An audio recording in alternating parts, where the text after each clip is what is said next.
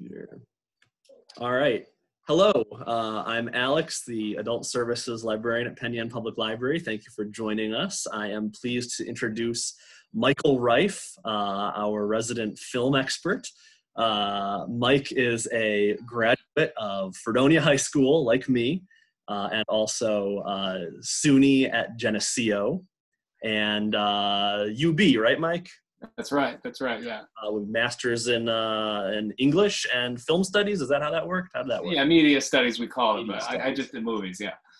Very good.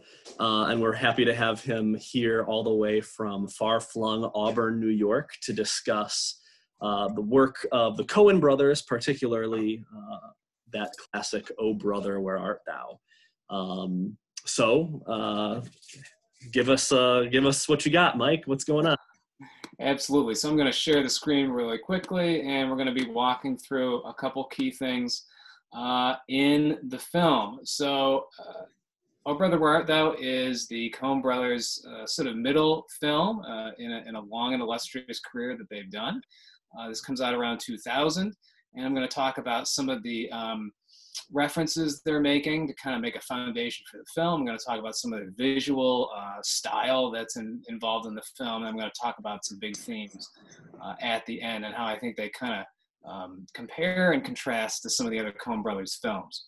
So, Oh Brother, Where Art Thou, if you've seen the film, you know this is kind of the title shot from there, but even just this kind of slide that they slide into the movie, and about 5 minutes into the movie, kind of harkens back to the old silent films. It looks like an old silent film, still the way that they would have, the actors acting without words, and then a picture like this would pop out with some words that would be what we would read. And so, it's a stylish way to kind of introduce the title of the film, but I'd also say it's part and parcel with how the Coen Brothers like to reference older films and reference other films and sort of the style of other films. So we have that kind of touch right there. If you've seen the film, you know this is about three gentlemen. Over here on the right, we've got George Clooney, the major actor, the major star of the film, along with John Turturro and Tim Blake Nelson, and they're these three escaped convicts. And George Clooney's character Ulysses has told them that if they escape from the chain gang, they're going to find some treasure. And they go on this quest, and towards the end of the film, they run into the real reason why Ulysses has escaped the chain gang. He's trying to get reunited with his divorced wife, Penelope. And so obviously there's no treasure. He's just trying to treasure his wife, so to speak, or his ex-wife, trying to rekindle that relationship. I'll note that, of course, for some of us who've maybe read a little bit of Humanities back in our day, that Ulysses trying to get home in time to meet up with Penelope is pretty much the plot of the Odyssey by Homer.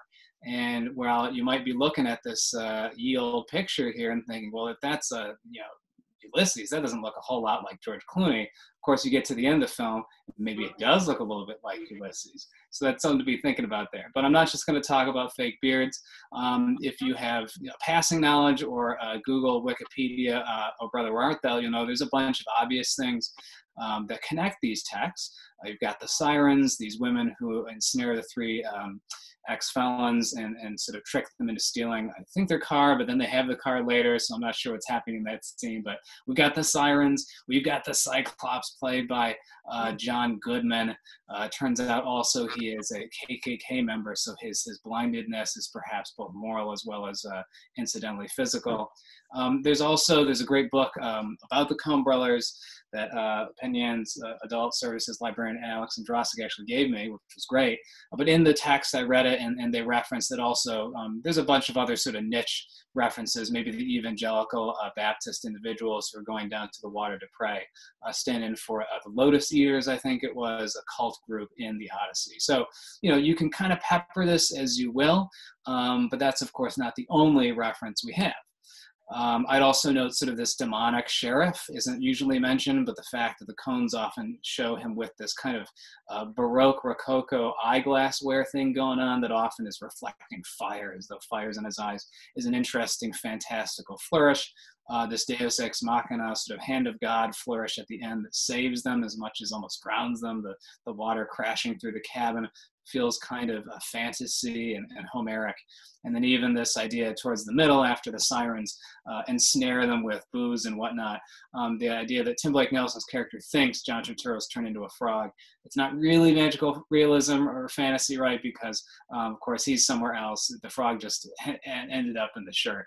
But sort of little winks and nods towards that fantastical epic tradition, even if they don't strictly adhere to Homer, because of course, why would it? Also note, the title itself comes from this book that is a fictional book in the great Preston Sturges film Sullivan's Travels. Sullivan's Travels from like 1933, I want to say. You can always check that. It's a great film in its own right, and I believe that's Vicki Lake there. And it's about a Hollywood producer who is going to adapt this fake book by Sinclair Beckstein, which is sort of a reference to like Steinbeck and Sinclair Lewis, but he wants to adapt this book into a movie that shows the plight of the poor, and then of course he gets ensnared in real life problems. And so there's sort of shades of that in O Brother Where Art Thou, but also this was a classic film of the early Hollywood golden age, and so this is again another reference point for the Coen Brothers. Both a very evocative title, but also a great classic film that has some social consciousness, much like O Brother Where Art Thou, even though both are sort of screwball comedies. I'll just note also in terms of the Coen Brothers style, so we have a lot of references to other literature and other films, but also the iconic object. You've got the dead fish in Blood Simple, you've got the bag of money in Fargo, and here we've got the Dapper Dan red tin that is ubiquitous throughout the film. I think this is one of the first times we see it, and then of course we get that over and over and over again towards the end with the big water sequence, and the Dapper Dans are floating across the screen with the dog, and the escaped triple, quadruple escape convicts. How many times do they escape peril in this film? So that's a nice little nod there, as well as a comedic relief from George Clooney's character. Something else that I think is really interesting in this film that's not as present in other Coen Brothers films is the way that they really focus and unify the style of the really kind of niche supporting characters. You have your three main characters played by the three we've already talked about. You also have these little glimpses of side characters that pop in and out of their life. We have Babyface Nelson sort of being referenced here with this gangster. We have the new husband for Penelope, and we've got the political rival who turns out to be a Klansman. And I got a couple more, but in each one you can see this sort of this idea that we can watch something else. Niche characters, they're not on screen that much. They get these evocative close-ups centered in the frame, great expression, great sort of niche character actors really bringing these figures to life, very exaggerated facial expressions, so you're really going to pay attention. And I think that's a neat touch.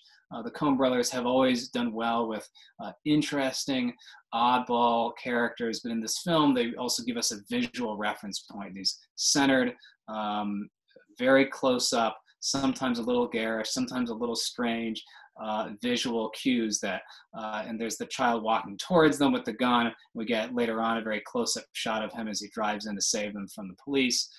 We also have the child's father. We've got these really two wonderful political operatives, both faces sort of these rictus of comedic shame. Even these two, we see them for like 5 seconds in the film, but they're leading the, lynch mob perhaps, or maybe just justice mob, leading Babyface Nelson perhaps to a police station, we hope, for true justice. And they're kind of leading the pack, and we get this double close-up shot with them. The Coen Brothers, especially around the 2000s, start really using wide-angle shots that embrace nature and embrace rusticity and embrace the vastness of the world surrounding the characters. And so in this film especially, we get these really beautiful ones that also enhance the sense of space and setting of the film, which is sort of in the mid-southwest, or the mid-south, I should say. And so this one where they pick up their colleague who's done a deal with the devil is literally at a crossroads. We have this beautiful wide-angle shot. And later, earlier in the film, we see sort of the oracle, if you will, this gentleman riding this push cart. We can even see that the prisoners themselves are sitting on there. Again, the enormity of nature surrounding them. This is another great shot that uses the rule of thirds. So you cut this into 3 sections, and you have sort of 1/3 over here bisected by the tree with technology, 1/3 here where there are characters under the tree, and then 1/3 over here, which is just raw nature. And so again, though, wide angle shot. This is kind of actually a mirror image of this one, where again, 1/3 here with the car, 1/3 here with our main character, Babyface, being led in the group, and then 1/3 here sort of civilization, but anti-technology, just burning torches versus the car and the electric light. So wide angle shots, many of them having sort of these symbolic motif-laden readings, classic Coen. They really emphasize this in future films like No Country for Old Men, a far more serious movie. I'd also note in terms of color and also in terms of wide scale views, this is this sort of shocking sequence as well, played later on for sort of dark laughs as they sort of take on the KKK. But aside from being sort of a 3-section image, we also have some of the few pops of red. So it really makes this sequence pop out both in terms of composition and color choice. And I'm going to talk about more color issues in a minute, but we see that this red figure here really pops out even though he's so small in the frame. He's in fact also a little bit echoed by the pink of Tim Blake Nelson's ear. I think that's definitely on purpose to give the shot some symmetry, and also this little red banner there. So, and a final one that kind of just came to me as I was putting this presentation together. This isn't exactly a wide shot, but it's not a close-up either. We might call this medium. We have these 3 grave diggers who dug the graves for Ulysses and his 2 colleagues right before they're saved at the last second. They sing this funeral dirge, but the way that, again, they're sort of in these 3 separate spaces echoes some of the other visual language of the film. If you notice, watching this film is extremely yellow. There's yellows all over the place, and there's also a lack of other colors like blue and green. And that is something that is both purposeful, that the Coen Brothers did through the choice of set, costume, but actually they went a step further, especially for the time. This shot here, a little bit more reds and pink hues, though not nearly as pronounced in the KKK sequence. This one too, with the white plantation sort of popping out, also perhaps the iconography. This is of course after slavery times, but the iconography of the extremely white and also racially white space of the mansion against the natural hues, yellows of nature. It looks this way, partly by lighting, partly, as I mentioned, by set and costume, but it is also one of the earliest films to be fully digitally color graded. This isn't something the Coen Brothers did before this, but they really put the effort in. And this is sort of just a mock shot of what happens. You're going to photograph like up top, and then you color grade with a computer program down below. Nowadays, you can do this very cheaply. Some of my students in Ithaca High School were able to do this with, Premiere Pro on a Mac. I mean, this isn't a hard thing to do in 2020, but in 2002, 2000, this was a pretty new technique. And we see this was definitely a choice by the filmmakers. These shots are a little low res. They were the best I could find for this purpose, but they would have filmed the film on a natural set, lots of greens here because that's how it is. And then when they color grade it, it becomes yellow. And it's going to be toning down some of the hues, but we want to make sure, of course, our costuming actually matches this color scheme we're going for. And of course, it desaturates and removes the greens. We see that again here. A little bit better, a nice wide shot, but you can also see the blues have also been removed for more sort of whites and yellows. So it's an interesting flourish, being one of the first ones. The Coen Brothers aren't always the most adventurous of filmmakers in terms of cinematic techniques like that or high technology. They're kind of like Christopher Nolan, the Batman director, who likes low-tech things. But in this case, they took that step forward before a lot of people did. Just want to note one other interesting thing. This is a film, of course, filled with music. The soundtrack became very popular, sold a huge amount. It was probably one of the most popular soundtracks of the early aughts. So they relaunched people's interest in bluegrass music of this time period. Again, many of the pieces in this film would have been old songs when the film set in the 1930s. And so here's a film in 2000 presenting old songs for 2000 viewers, but the songs themselves are old for the characters in the 1930s. So sort of the way the Coen Brothers want to play with sort of history and re-evoking culture, much like all the references they're making from a 1930s film all the way down to Homer's Odyssey. What I think is really neat, though, I noticed this pattern is that many of the shots of the musicians are often framed from behind as though we're with them, and then we can see the audience. And then they flip. The next cut is usually the audience looking at them, sort of watching them as they perform. We see this also later on in the film where Ulysses is singing his classic tune, and we can sort of see just him. But again, we're behind him. We can see the audience. And then as we flip it around and see that. we get this finally with the final shot where everybody's involved, including the governor, and finally we get that flip. I don't know exactly sort of what they were going for in terms of that purpose, maybe unity with the musicians, and then we get to be part of the audience. I'll note that sometimes with the less tasteful characters, we don't get this group shot following them on stage, almost as if they don't deserve to be seen by the audience, the cinematic framing. But I just think it's an interesting pattern that they form, and especially highlights the importance of music in the film. One last version of this, of course, is that we see all of Penelope's kids at the end attached by a string. And the last one we see is this daughter, and she looks down, and we haven't seen what's behind her yet. They've all been singing a song sweetly together. And then she walks away, and we see that there's the oracle again revealed, and he's been part of the music too. And so the way sort of that music links together at the beginning and the end of the film, characters from very disparate backgrounds, this young girl in the oracle is constantly on the move, the fact that she's linked to her family and he's on his own. And I'll just show one more time a great wide angle shot here, divided in thirds. We've got nature, we've got sort of something in the middle of nature, because of course he can somehow see the future in sort of supernatural ways, and then technology, this big house and all these cars. And so this being the last image of the film, I want to make sure we point that out.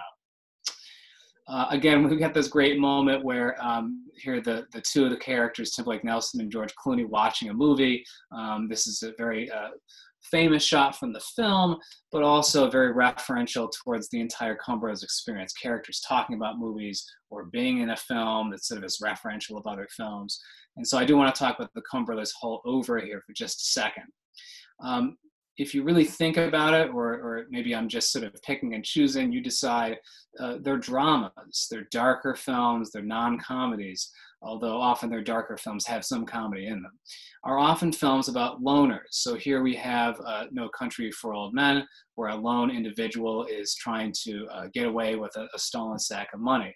Here we've got Fargo, a film with lots of characters, but we see Frances McDormand's character is often on her own as a policewoman trying to solve this crime spree in her community.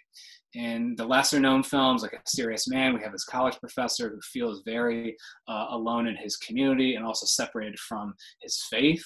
And finally, Inside Llewellyn Davis, a recent film by the Coen Brothers, where he's constantly on his own, even though there's lots of people that are trying to work with him, from folk musicians to the Longshoremen's Union, emphasized, of course, by the fact he's always carrying this cat around, sort of like that's the only friend he can have. Inside Llewellyn Davis also I recommend, both because it's a great film, but some people call it a spiritual sequel to Oh Brother, Where Art Thou? But then when you think about their comedies, or the films that are most notable for their comedies, we've got one of the earliest films, Raising Arizona, with Nicolas Cage and his wife and the babies. We have that group in this comedy. Of course, we've got The Big Lebowski, Steve Buscemi, John Goodman, and Lebowski by Jeff Bridges, of course. They're a team, and also they fend off threats as a team. One of the lesser known films from recently, Burn After Reading. Again, we've even got some stalwarts here. Frances McDormand's back, working as a team, this group in this comedy. And so it occurs to me that, Oh Brother, Where Art Thou contains a lot of dark topics. We've got the KKK, we have political corruption, we have economic disparities, we have Jim Crow South justice, even though our main characters are white characters that center the film.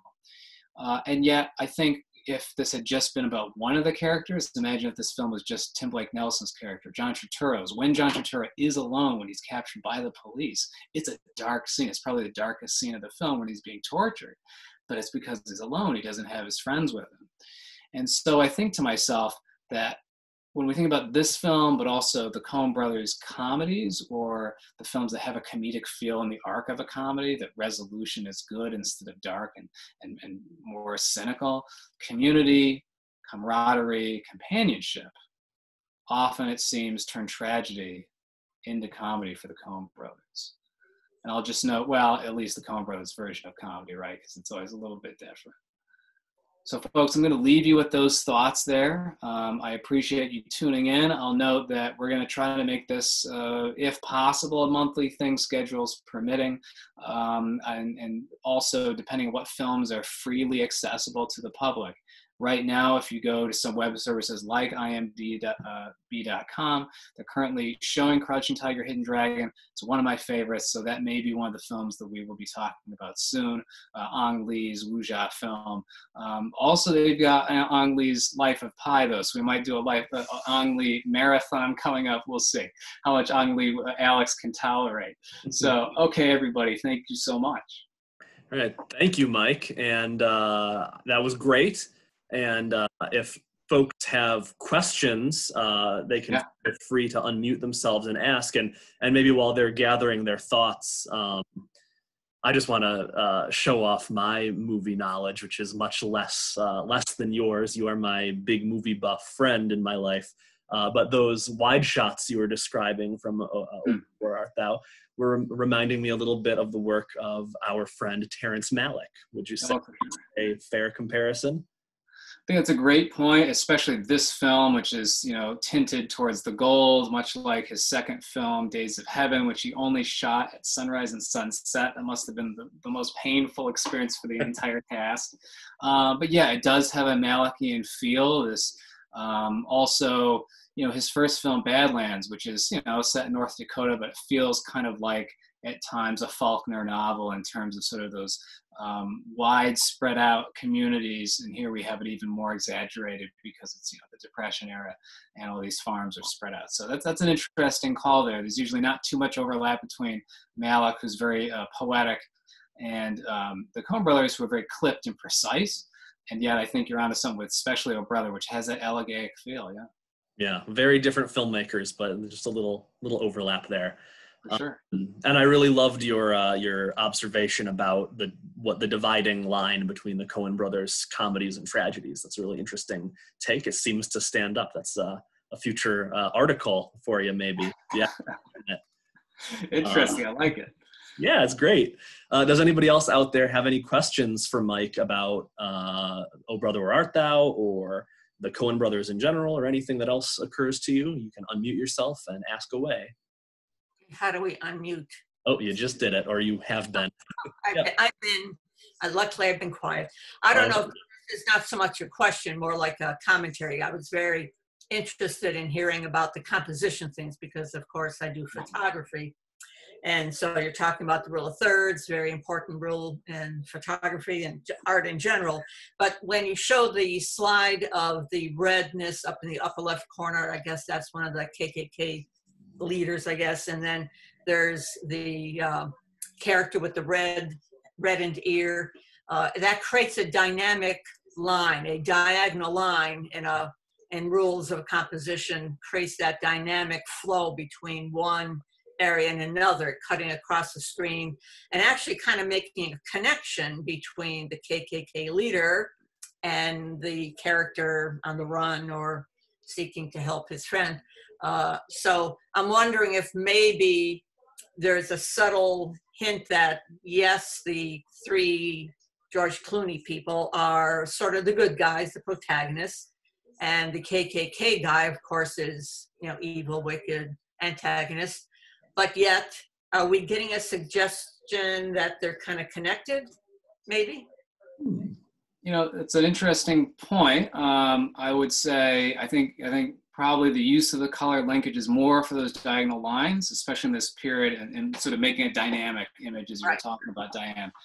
The Coen Brothers in this period of time are real formalists by this point, and so they love sort of the image as much as the story.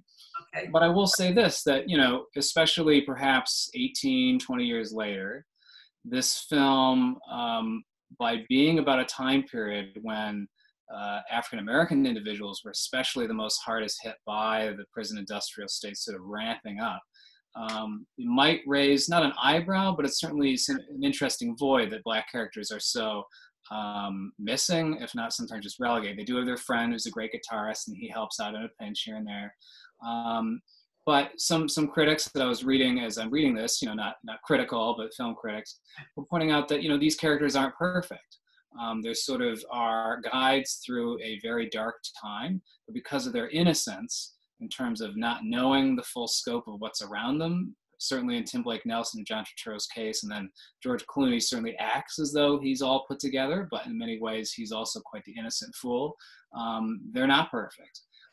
They may not quite understand the full ramifications of what's going on. They just want to help their friend who's down there. So interesting call, and certainly something to be wrestling with there. Yeah. I was. It's been a while since I've seen the film, but it's clear there are very few Black characters in this film. Sure. Interesting. I was wondering, I couldn't tell from the little stills you had, is the Oracle character a person of color? Yes. Yep. So that's even that's interesting, and could also open up that criticism of the Coen Brothers that they relegated a Black character to that role of the quote unquote magical Negro figure. That's true. Which is always something worth considering and looking at the role they play in a narrative. Yeah, and I think that's a good point, and I think it's an interesting grappling with that trope, Alex. I also sort of, this reminds me of another film that was out just a few years ago that's quite good, Green Book, which was perhaps rightly criticized for being, obviously, Mahershala Ali plays the pianist in that film, was being driven around by Viggo Mortensen's character in Jim Crow South. But besides Mahershala Ali's character, who also sees himself separate from the African-American community for various reasons, there's really only other African-American characters sort of in the background, quite literally, in that film. And we have something very similar happening here just 15 years before Green Book comes out. And so is this something that is fully conscious on the part of filmmakers? I think some are becoming more aware of this. But, time will tell. Mm-hmm. Very interesting. And a discussion of, racial politics and social issues in film is a whole discussion we could have over a whole series of movies, I'm sure. Of course. But in the meantime, anybody else out there have any questions? And if you aren't sure how to unmute yourself, I could always hit unmute all and see what cacophony that results in. But let's see what happens, just in case there are some, oops. We want to unmute all. Well, it's not unmuting everybody.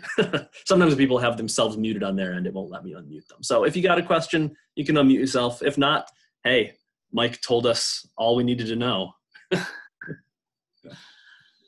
We can leave it there if no one else has a question, but I do recommend, if you like this film and maybe you've seen a couple other Coen Brothers films, spend a little more time with their filmography if you've only seen like the big ones, because some years ago I kind of caught up with some of their more niche films and stuff like Barton Fink, Blood Simple, their first movie, Miller's Crossing, also based on a novel. They've got some really interesting films, Inside Llewellyn Davis, some that really pop out in sort of our pop culture zeitgeist or knowledge, and then some that have kind of been left behind, which is too bad, because they've been evolving as artists for a long time. Yeah, you and I saw A Solitary Man together in the theater, didn't we? Is that the one? I always get those three movies mixed up that'll have the same name: Solitary Man, Single Man, and the other one, which is Serious Man. We might have seen that together. Yeah, we did. Yeah, because the Solitary Man many is movies a Tom Ford film. Yeah. Right. That film has always stuck with me, and it's not one that has been, it's not up there with The Big Lebowski or Oh Brother of their film, but it has for people who haven't seen it, I won't give it away, but it's got this sort of implacable pace and resolution that is quite fascinating. So I recommend it. I think it's certainly one of the best, if not the best, of their less well-known films. The craft is impeccable. This wonderful leading performance by the gentleman who leads it, whose name's Michael Stuhlbarg. That's it. So that is really a special film for them. I think it was a personal kind of project too, in terms of the faith of the characters. So. Yeah. Very nice. All right. Well, don't hear anybody else jumping in for questions. So, you answered it all, Mike, on one go, except for that one great question from Diane. True. We really appreciate you being here. Thank you very much. And I do look forward to having further film discussions with you. Absolutely. Thank you, everyone, for coming. Thanks, Alice, for putting this together. Yes. Thank you, everybody. I hope you all have a good night. Thank you. Very interesting. Very good. A+. Thank you. Very good. Very good. Thank you. Oh, and Nancy says enjoy. Thank you. Excellent. All right. Good night, everybody. Night. Good night. Night.